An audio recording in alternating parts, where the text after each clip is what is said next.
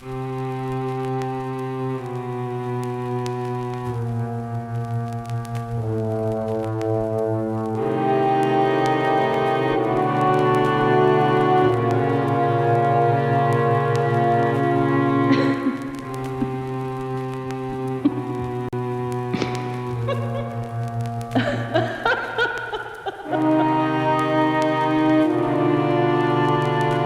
1. Be careful who you contact with a CB radio. 3 bodies found in a remote log cabin. A gun lying beside them hadn't been fired. The police, the courts, the local media, all baffled. But I was there. It all started with a woman sitting beside the cabin's CB radio, searching through the frequencies. Hello? Can anyone hear me? Anyone? And the man who answered her. Well, howdy, stranger. This is Chopper, reading you loud and clear. Over. Oh, hello. 10-4. Looks like I found myself a rookie rig. First lesson, honey. End any transmission with over. Shows you're done talking. Over. Right, got it. Over. Nice. So what's your handle, honey? Over. My handle? Well, my name is Rose. Over. Nice to talk to you, Rose. Folks call me Chopper. Now, I ain't exactly the sharpest tool in the box, but even I can tell you're not from around these parts. Over. No, I'm from Pennsylvania. I'm on vacation here with my fiancé. Over. Aw, a pair of lovebirds. You guys road tripping cross state together? Over. No, we've rented a cabin, actually. The tour operator said it used to be a hunting lodge, but it's been converted into a vacation home. I think that's why the place still has this old CB radio. Over. Sounds about right, Rose. Oftentimes, snow comes down hard and fast out in the sticks. And years gone by, you'd hear tales of hunters stranded in a lodge for weeks on end. A CB radio was a must so they could contact the outside world. Over. Oh, I see. You know, it's funny. It's so isolated up here. There's no phone signal, no Wi-Fi, nothing like that. This radio is all Michael and I have. I guess we're a bit like the hunters of old. We're getting the proper Rocky Mountain adventure experience. Over. So, are you enjoying your big adventure, Rose? Over. Yes, the scenery up here is stunning. Over. Great to hear. Say, old Chopper's curious. Where's your fiancé? Michael, wasn't it? Where's he now? He on the horn with you too? Over. No, Michael's not here. He's gone for a walk. Over. Mighty fine evening for it. Over. I suppose it is. So what about you, Chopper? Where are you right now? Are you driving? Will you be out of range soon? Over. Well, I'm in my rig, but I'm parked up on a cozy little road just off the interstate. Got a real nice view of Whistler Mountain. Over. Wow, you're probably not far from our cabin. We're a little ways up Whistler Mountain. Weaver's Rise. Do you know it? Can't say I do, Rose. I'm from out of state, but if I am nearby, that explains why the signal's so good, why I can hear you so well. Over. Oh, I see. So how come you're not driving, Chopper? Are you at a rest stop? Over. Yeah, something like that. Say, tell me if I'm overstepping the mark here, but I'm curious. A beautiful evening, your sweetheart goes for a stroll along the mountainside, and you stay in the cabin to play with an old radio? Everything all right up there? Over. It's okay that you asked, Chopper. I suppose it's not hard to tell that something's up. Michael and I had an argument, a bad one. Over. I'm real sorry to hear that, Rose. What happened? Over. It's stupid, really. But we were arguing about the date of our wedding. I think Michael is sick of me asking about it. He got angry and stormed off. He shouted something about walking to Pitwell, but that's miles away, and... Sorry, you really don't want to hear this. No, it's good to talk, Rose. What's the problem with the wedding date? Do you both want to get hitched at different times? Over. It's not that. After we got engaged, Michael lost his job. It took him a few months to find a new one, and in that time, we burned through all of our savings. Michael wanted to put off arranging the wedding until we'd built them back up again. But we've both been working for a year now. Michael even has a much better job than he had before. We can afford this expensive vacation, but apparently we still can't afford a wedding. It's frustrating. I just want to pin down a date, but he keeps brushing me off. Over. Oh, that's a pickle, Rose, and I can see why it's getting to you. Do you think Michael might be worried about losing his job again? Afraid he won't be able to support you? Being out of a job might have hurt his pride. Over. I don't think it's that. He seems to be doing really well with his new job. I think he gets on a lot better with his new colleagues, too. I'm just worried that he's having second thoughts about marrying me, and that's why he doesn't want to talk about a date. Over. I hope that's not the case, Rose. Now, I ain't no love guru, but I was going steady with a lady once, and I was blaming her for things that weren't her fault. When she up and left, I realized I should have talked to her about what was going on instead of lashing out. Over. That's a shame. I'm sorry, Chopper. Over. It's all right. It was a long time ago. Point is, communication is key. Have you sat down with Michael and told him everything you just told me? Told him you're worried he's having second thoughts, and that if he is, you want to talk about it? Over. No, but maybe you're right, Chopper. Maybe I should. If he ever comes back, that is. Over. When exactly did he leave? Over. Not long before I turned on the radio and found you. I just wanted to find someone who would actually talk to me rather than run off in a huff. Over. I can see why you'd feel that way, Rose. Over. Thanks.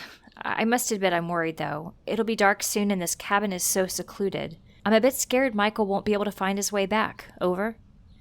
Don't worry, Rose. He'll turn up. Over. I hope so. Anyway, I better go and turn all the lights on, stoke the fire so Michael can see the chimney smoking from a distance. It was nice talking to you, Chopper. Over. Pleasure was all mine, Rose. Good luck to you, to both of you. Over and out. A click, and the CB was switched off. And now I wait. And so she did wait. And she did stoke the fire. And she did turn on all the lights.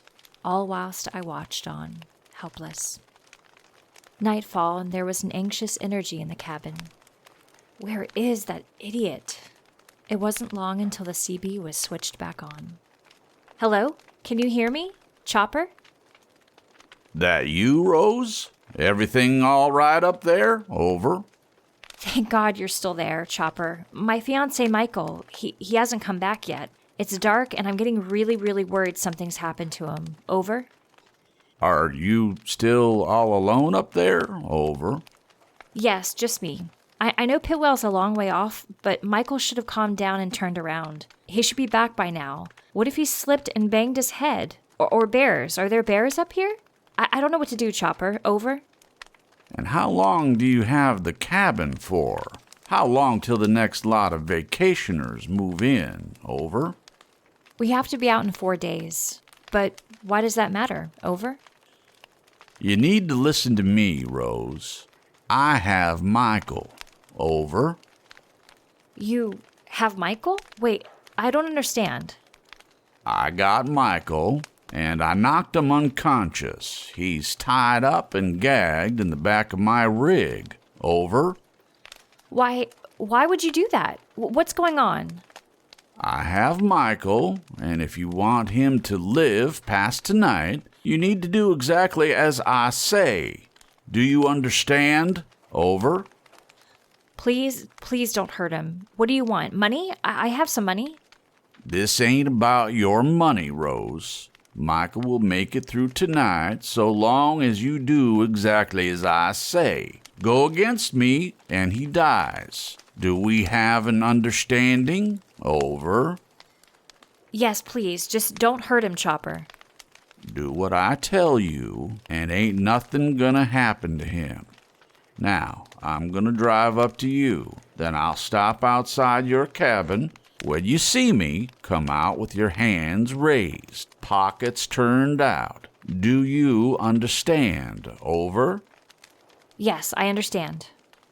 Good. I need you to promise me you won't try nothing. If you do, it'll be you and Michael that come off worse. This can all go down without anyone getting hurt. But if it comes to it, I can and I will do bad things. Do you promise me you won't try nothing? Over? I promise. Good. Now, I need to know that you still have all the lights in your cabin switched on, and that your chimney is still smoking. Is that right, Rose? Over? Yes, lights and a fire. Please, just don't hurt Michael, please. If you do as I say, no one is going to get hurt. I'm coming to find you now. Weaver's Rise, a little way up the mountain. Remember, hands raised, pockets turned out. Are we clear, Rose? Over? Yes, I'll do whatever you say. Glad to hear it. Over and out. They say the killer always returns to the scene of the crime. I'm afraid the killer will come back here for my new vessel now I'm finally telling my story. I'm afraid I'll be silenced before I can finish, but keeping control is exhausting. I must take a respite. More soon. Part 2. Money is the root of all evil. The fear is all-consuming. Am I drawing the killer back here by telling my story? On top of that, my vessel fights me for control. But I must persist. I must shine a light on the evil that happened here. It didn't take Chopper long to drive up the mountain track and arrive. I watched as he parked his van under a tree near the cabin. The cabin door was open in a flash. I'm here! I've done everything you asked. Please don't hurt Michael. Chopper stepped out of the van, a torch in one hand and a gun in the other. Stop right there, Rose. We need to have a little talk. Oh God, please don't shoot me. I've done everything you've told me to do. The shooter is just a precaution to make sure you... Have you shot Michael? No, I haven't shot anyone. I want to make sure you... Why do you have a van? You said you had a truck. Rose, calm down. Don't worry about what I said on the horn. Listen to what I'm saying now. I don't have Michael. You don't have... No, I don't have Michael. I just told you I did. I never had a truck, neither. It ain't safe for me to transmit my true situation. So what's going on? Why are you here? All you need to know is that I need a place to lay low for a while. But Michael still isn't back. He won't know what's going on if he sees you with a gun. What if... Well, we'll talk about that soon, Rose. Right now, we got work to do. Work? What work? We need to cover my minivan up with branches so she's not visible from the track. Now, start moving toward the minivan, Rose. Okay. I want you to lean a few of those branches against the minivan to cover her up. If there ain't enough on the ground, snap some off from those bushes. She started doing as she was told. You aren't going to help? I gotta keep my gun on you, Rose. But like I said, you do exactly as you're told, and you won't get hurt. And what if Michael comes back? Will he get hurt? No, he won't. When he comes back, you'll tell him, Chopper's in charge. Then you'll cuff him to make sure he don't try any heroics. Handcuff him? With what? Chopper tapped his trouser pocket with his torch. There was a dull metallic clink. The cuff's in my pocket. Why do you have handcuffs in the first place? They're another precaution. Precaution is important in my line of work, Rose. And what exactly is your line of work? That ain't something you need to know. Just keep on covering up the minivan. You're doing a real good job so far. And what if Michael doesn't come back at all? I told you how worried I am. What if he's still out there in the dark? What if I need to go out and look for him? I've already looked for him, Rose. What? Keep working. I didn't say stop. She did as she was told. I went looking for Michael after we first spoke. I have a decent map, so I knew which way he'd be moving if he was going to Pitwell. There's only one trail he could take. My plan was to knock him out and toss him in the minivan. Leverage, so I could come up here. Let me guess, when you couldn't find him, you just decided to lie and tell me you had? That's right, Rose. But me not being able to find him, it means he must have made it to Pitwell safe. He's probably hauled up in some bar, working out how best to say sorry to you. Ain't no need to worry. And if he comes back, you promise you won't hurt him? I don't want to hurt no one, unless I have to. She heaved one last pine branch over the minivan. Will that do? Yeah. Minivan looks like one giant bush. Good work, Rose. So what now? Start moving down the track, Rose. We're gonna have ourselves a nice sit-down whilst we wait for Michael to walk back. Catch him unawares so he doesn't cause no trouble. And so they walked down the track and then into the dark forest lining it. I followed. Half an hour later, they were sitting on a pair of tree stumps near the track, waiting in ambush for Michael. Ancient forest towered over us. Chopper still had his firearm, of course. You're very comfortable with that gun. Afraid that's what a life full of unsavory work and regret gets you. On the radio, you said you were going steady with a lady once. You can't regret that. That was a long time ago. Reckon it's best we just sit quietly and wait for Michael. Tell me about her, Chopper. After I told you everything about Michael, after you turned it all against me, the least you can do is talk to me. You really don't need to know about her, Rose. But I want to know. And sitting in the dark waiting for Michael, it's not like we have anything better to do than talk. I suppose it's hard to disagree with that. Exactly. So tell me, what was her name? Her name was, still is, Lori. You said you blamed her for things that weren't her fault. What things were you talking about? Chopper let out a long sigh. When I met Lori, I had to stop doing the sort of illicit work I'd done all my life. To keep ahead of the law, I'd always taken up in a new state every few months. That life weren't suited to anything more than a flash-fire romance. So you straightened out when you met Lori? Tried to, but I didn't exactly have the most respectable resume. Ain't many places looking to hire a guy like me. All I could get was odd jobs. Money got tight. I started taking it out on her. I said some bad things. Shouldn't have been surprised when she up and left. Did you ever try to get her back? No, I let her go. And then you fell back into your old life and work? This sort of work? Yeah. Tell me more about Lori. What do you mean? Well, how did you guys meet?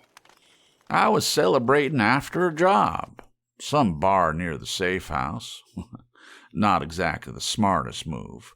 But I ain't exactly the smartest guy. Anyway, the bar had one of those karaoke machines, and I was drunk enough to give singing a shot.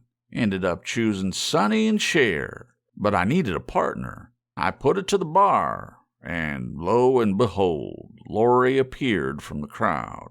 I can't sing worth a damn, but she had the voice of an angel. By the end of the song, I was smitten. So you stuck around just to be with her? Yeah. Once the heat was off, the other boys moved on to their next jobs, but not me. I had reason to stay. You started dating? Yes, ma'am. I don't know what Lori saw in me, but she agreed to let me take her out. I still had money from the job, so I wined and dined her and took her on day trips to the beach. Our first kiss was at the local zoo, right in front of the sea lions. I swear, the damn things cheered us on. Happiest day of my life. Do you know where Lori is now? Last I heard, she'd set up on the East Coast. Works in a laundromat. Or so I hear. Have you ever thought of going to see her? Telling her you're sorry? Sometimes. A lot, as a matter of fact. But if I ever do show up on her doorstep, I don't want to be the same broke lowlife I was before. I want to have money in the bank. I want Lori to know that I can look after her, treat her right. I guess that's kind of why I'm doing this job. If you need money to impress Lori, why don't you just take mine? Chopper gave Rose a grave look. This ain't about your vacation money, Rose. There are millions of dollars at stake tonight. They say money is the root of all evil. Fitting then that such riches are what drew such a monster to the mountain. Part 3. Over and Out. Every creaking floorboard, every rustling leaf. I wonder if it's the killer. Have they found me again? The fear weakens my hold on this vessel. She will win the battle for control soon. But I have to share what I heard, what I saw. They were still talking in the forest, sitting on their tree stumps. I was there too. Not that they could see me. Millions? There are millions of dollars at stake tonight? How? Because of what's in the van? I ain't telling you that, Rose. The less you know, the safer you are. From me and from others. She took a deep breath and looked Chopper in the eye. I don't believe you have it in you to hurt me. Chopper, I don't think you're a bad person. I think you're a good person that lost his way. Chopper said nothing to that. Is that gun even loaded? No. Chopper, let's stop this stupid hostage pretense so I can help you. Tell me what's in the van. I can't, Rose. Well, you can at least tell me what's going wrong, because something obviously has. Why else would you need to invade a vacation cabin you just only found out about? Why don't you start by explaining the problem that forced you to come up here? You won't be able to help, Rose. You won't know that until you tell me. And even if I can't help, talking a problem over with someone, that can be helpful in its own right. Chopper was silent. Come on, Chopper, let me help you. Tell me what's going on. Oh, heck. I'm collecting 2 halves of a single shipment. Once I have them both, my job is to deliver them to a buyer. And the shipment is what's in the van? No, that's the problem. I only have 1/2 of the shipment. Where I was parked up when you called, I was waiting there for another driver to arrive with the second half of the shipment, so we could load it into my minivan. But he never arrived? That's right. It was way past time when you called over the CB. I was worried something happened to the other driver, so I was trying to come up with a new plan. Word spreads. If someone worse than the likes of me had got to the other driver, or the cops had caught up with him, they might be coming for me next. But you said your cabin was secluded and hidden. A good place for me to lie low and figure out my next move. And have you figured it out? No. Then let's work it out together. Why can't you just drive to the buyer? Explain that the other guy never turned up with the second half of the shipment. Rose, the people in my line of work, you don't just turn up with only half of what they're expecting. It wouldn't end well for me. Okay, is there any way you can track down the second half of the shipment? Contact someone else involved to see what happened to the other driver? It don't work like that. We're all independent, and there are certain steps involved to keep the buyer separate from the heist. The shipment came from a heist? Heck, I really don't know if I should... We want the same thing, Chopper. You want to figure this out and be on your way. I want that too. Let's get your money so you can leave and be with Lori. You really want to help me? Yes. And if you tell me everything, I might just be able to. Chopper nodded. Heist was a museum bust. Van is full of paintings, gemstones, stuff like that. When we got nearby, the other driver was supposed to call for Chopper over the CB. Say he'd come from the Blue Hen State. I had to answer, "Never been, but I hear the burgers are great." Okay, and then what? Then we were supposed to meet up and load his half of the merchandise into my van. After that, I was supposed to drive the full shipment to the buyer and collect payment. And who is the buyer? Where are they? I don't know the buyer's real name. Alias is, Thane. I was supposed to deliver the shipment to him by noon tomorrow. An abandoned airfield, 40 miles up the interstate. Okay, so we still have plenty of time. It's not even midnight, but we won't solve anything by sitting out here. We need to go back to the cabin. We should be by the radio in case the other driver calls. He might have been held up. He might be calling for you right now. But Michael... Don't worry about Michael. When he comes back, I'll explain everything to him. I want to help you. I want to help you get back to Lori. Just promise me you'll head straight to Lori when this is all over. Promise me, Chopper, that you'll tell her you're sorry and that you're going straight for good. You got yourself a deal, ma'am. I promise. Let's get back to the cabin. We'll check the radio and go from there. And with that, they headed back toward the cabin. A final, terrible mistake. The cabin was exactly as they left it. Is the cabin door unlocked? Yep. Chopper walked in and sniffed the air. Funny smell in here.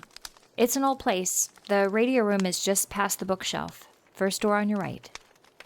Chopper stepped into the radio room, and his jaw dropped. What in God's name? Behind him, the click of a gun's hammer. You're a rank amateur, Chopper. Safe to say the gun I stashed behind the Bible is definitely loaded. Who are these dead people? Chopper was pointing at my corpse, at Michael's corpse right beside it.